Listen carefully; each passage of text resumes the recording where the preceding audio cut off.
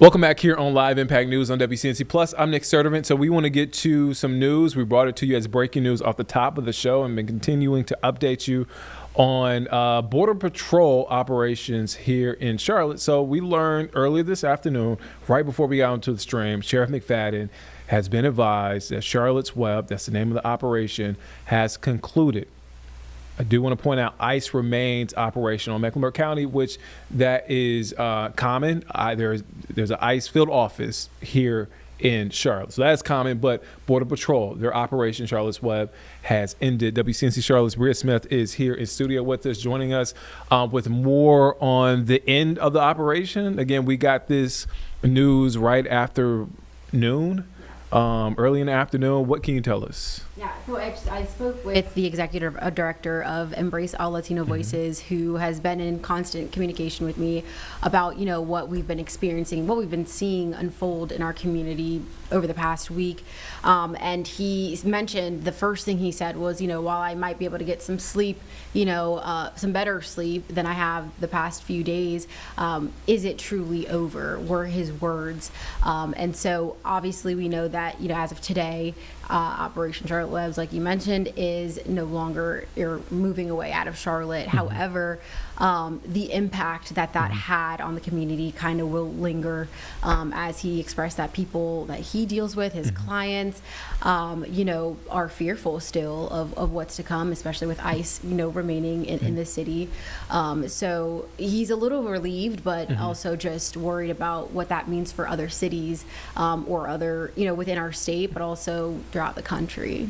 Did he mention, and I know this is early, did he mention about what's next? Because I know we've seen protests. I know we've seen training at churches on what folks can and can't do when it comes to Border Patrol. But did he touch on what's next? Again, I know it's early and they're still trying to figure out things. Did he say anything towards that? Yeah, well, as far as his organization goes, actually this Saturday they will have from 8 a.m. to 10 a.m. kind of a coffee sit down with the individuals that he works with, people who benefit from the services of that organization, as well as an attorney, to kind of just walk them through like what just happened, right? What you can do moving forward if you're someone who was maybe in a situation of an operation, right?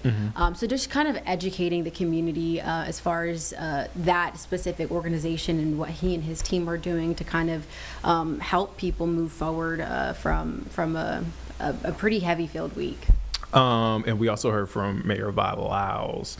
We have a statement. Do you have that statement? I can pull it up.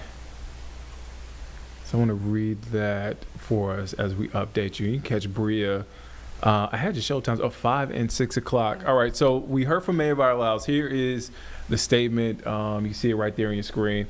So she says, it appears that U.S. Border Patrol has ceased its operations in Charlotte. I'm relieved for our community and the residents, businesses, and all those who were targeted and impacted by this intrusion. So that's just part of her statement. Did he speak towards what the city's response and what leaders have said and their stance when it comes to this operation? Obviously, Mayor Lyles has said she's been against it. Governor Josh Stein has been against it. But did he speak towards what the city has responded? Yeah, well, he acknowledged that, their statements, right?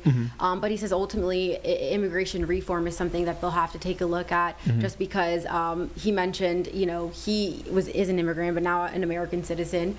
And he really hopes, what his message was, that he hopes that people can see just how integrated, they are within our community. And how they've become a part of, our next door neighbors, right? Whether it is with the economic standpoint, the businesses, the work, landscapers, construction, and hoping that people can just embrace inclusivity moving forward. So yeah, he acknowledged, their efforts there, but just pretty much is saying that there's more work to be done. Yeah, and Charlotte is a vibrant and diverse community. It's what makes Charlotte Charlotte.